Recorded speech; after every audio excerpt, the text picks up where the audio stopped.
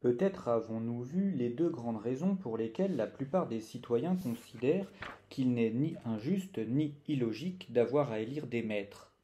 D'une part, beaucoup sont dotés de petite conscience, c'est-à-dire pensent peu et ne s'interrogent pas sur ce qui est juste ou ne l'est pas, et donc ne s'interrogent pas sur le fait de savoir si évoluer dans un système où l'on choisit son maître est juste ou non. D'autre part, parce que pensant peu ou pas, ils obéissent à cette force naturelle et aveugle, l'instinct, qui est présente en eux et qui les programme pour qu'une hiérarchie soit établie. Tout bien pensé, ce serait chose possible, voire logique, que bon nombre d'hommes modernes soient convaincus de vivre dans une société juste et se disent fiers d'appartenir à un système civilisé et évolué. Un système où les membres de la meute ont la chance de pouvoir choisir leur chef de meute. Pour ma part, il est difficile de ne pas sourire quand je prends de la hauteur et que j'analyse cette situation.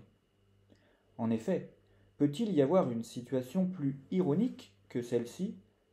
Des hommes élisent leur chef en pensant fièrement être contemporains d'une période civilisée, d'une période où la justice est à son apogée, alors que ce type de société, ce mode de fonctionnement est le plus archaïque, le plus primitif, le plus animal qui puisse exister, puisque c'est précisément celui des animaux sauvages sociaux.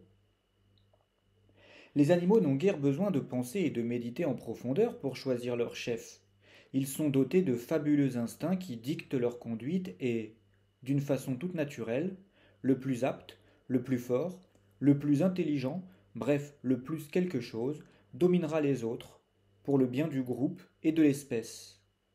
Mais quand je vois que des êtres dotés d'un moi pensant, des êtres capables de bâtir une société sur un autre modèle que celui proposé par la nature, finissent par recréer un système où la masse se doit de choisir consciemment ses maîtres, je les vois réaliser le plus grand bond en arrière qu'ils puissent faire.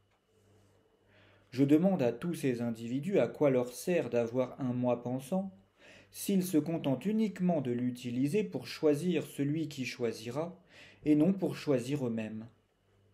La plus grande offense que l'on puisse faire à un être pensant, c'est de lui demander de ne pas penser aux lois, mais de se contenter de choisir celui qui pensera pour lui aux lois auxquelles ses enfants et lui devront se plier.